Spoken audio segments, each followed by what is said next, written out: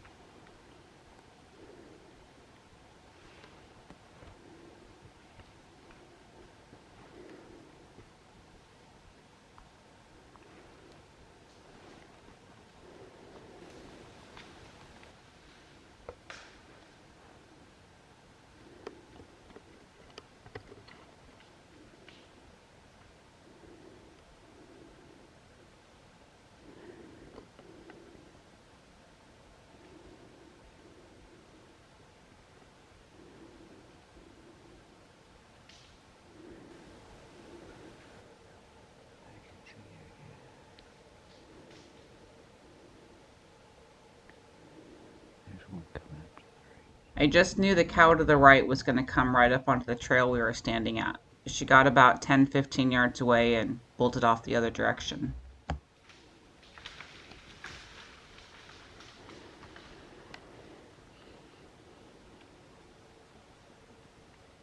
And that's when the bull steps out.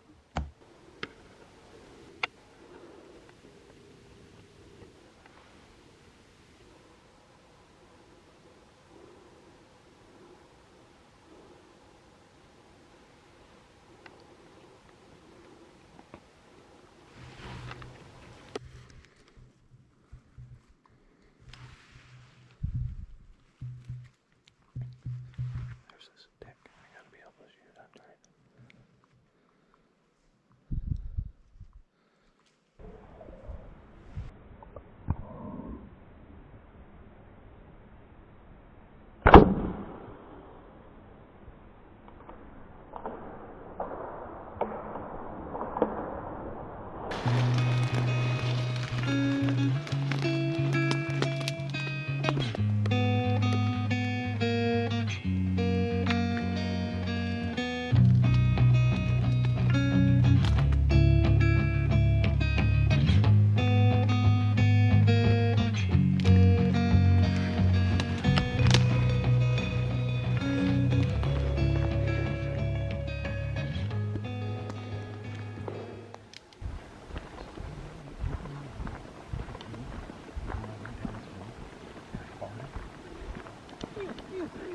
Dude, they were 50 yards right up here.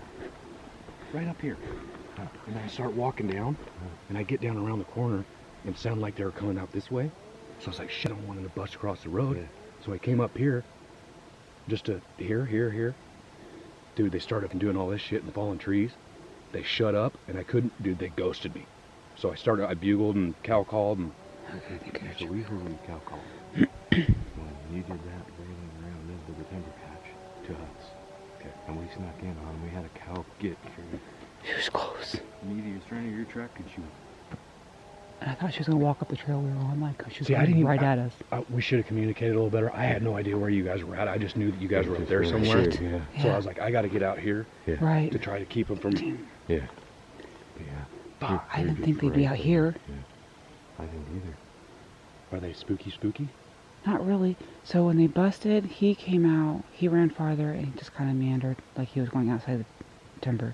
Yeah. Brian thought he saw him look back around and kind of head back that way. But when Because I we came bugled. Did you guys hear me bugle? way I earlier, we bugled did. twice and started raking. Okay, Okay. no, we didn't hear that. And then when we came out of the timber, there was a cow there on the edge, and I think I saw maybe 4 or 5 of them head up through the reprod, but never saw the bull again. Yeah, they were in the same exact spot as they were last night when we got in the timber. And It I'm freaked just- me out. I literally would take a piss, and they were right there. You. And timber and them make it even hurt them. So we started doing a little sequence of cow calling, and then didn't hear a twig, no nothing, because of the trees and shit falling. It's like, fuck, did they go up and around? Yeah, they did. They went they followed that road right there where we went up. And as soon as we got to about the timber edge, branches started breaking. We couldn't see them over the hillside underneath it. Did they go that way? Some of them, I think. Yeah, I think some of them went that way and that clear cut. I think that's where the pole went, and then some of them went this way. Because Tim was just trying to get a hold of me on the CB, so I shut the door, because I was pointing, that's where the elk were. I didn't know if you heard something, so I just shut up for a minute. Because they could have came back this way. They did. They did come back this way? Yeah. Yeah. I don't know if the bull. 5-10 minutes ago, they probably hit bull wires. And they literally, after that, they stopped outside the timber and just stood there. And then I caught one, and we stopped. And she just turned around and started feeding off. And then they think they caught us again. They stopped and stared, and then kind of moved a little fast that time. But they didn't, like, completely just take off running and bust. And I just don't think they knew what was going on.